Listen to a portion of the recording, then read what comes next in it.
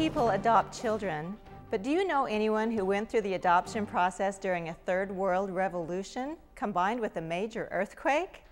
Well, Robert Baumann did in Romania, and that's why I asked him, you did that?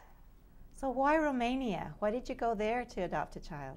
Well, I came home from work one day, and my wife at the time was there at the house, and I walked in and she said, I found our daughter. She said, I just watched a special on 2020, and there'd been a revolution in Romania where they overthrew and killed the leader there, Nicolae Ceausescu, and they announced on there that there were tens of thousands of children without parents, just orphans all over the entire country. And she said, I just feel very strongly we need to go to Romania and get a little girl. And then after I picked myself back up, we started talking about it. Bob and Laura went to Romania, where they found many overcrowded orphanages, but they actually found their daughter in a hospital. And we gave the director of the hospital a beautiful book of pictures, scenes of the desert and all those beautiful things. They just didn't have books and they didn't have photographs. Oh. And she was just honored to have that. And as a result of that book of photographs, she said that she would keep Sarah protected until we came back. And it took my wife 3 months to get back to get her. Wow. What was the red tape like in Romania to adopt a child? We spent a month finding her. We found her. At that point, the revolution was still very active, which we didn't know it was going to be when we got there. And the government shut down, and they said no more adoptions.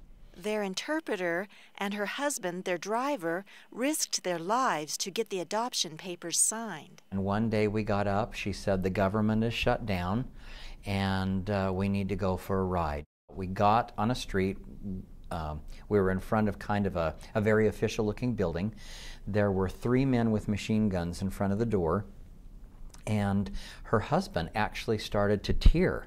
They were arguing, and he was tearing. He was really worried because this revolution was very serious. So she got out of the car. She started walking towards the front door with our paperwork. One of the guys with the machine guns walked off in one direction to have a cigarette. Another one kind of went in another direction. Another one went in another direction. She walked right in the building. The interpreter found the right room and slipped Sarah's adoption papers into the stack to be approved. She walked out.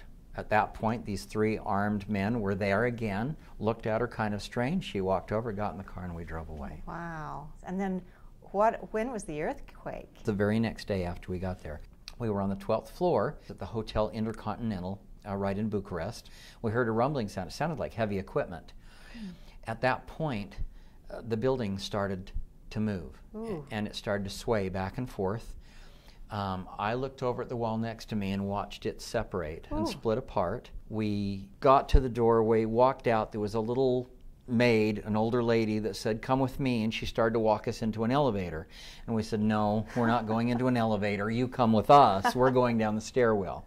We went down the stairwell, and then the building was just shaking back and forth. We got out, there were rocks and things all over. Anyway, it turned out it was a 7.8 earthquake. Oh, wow. Psychologists say that adopted children many times have a feeling of rejection from their birth parents. And it seems that Sarah had an even deeper struggle. Can you tell me about that?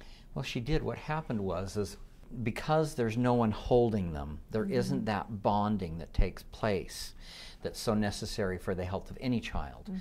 But when they got to court for Laurel to be able to have the judge okay her to take Sarah back to the States, Laurel found out that the birth mother had no idea that her child was leaving the country. Ooh.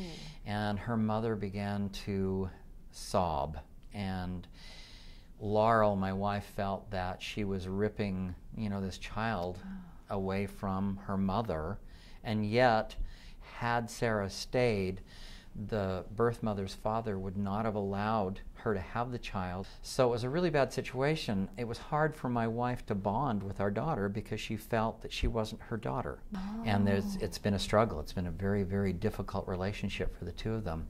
But now they're getting very close, and it's really very touching to see how close they've become.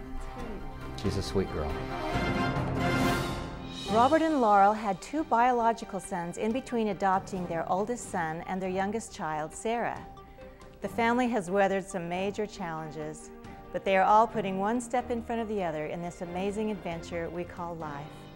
For Sun News, I'm Barbara Hanks.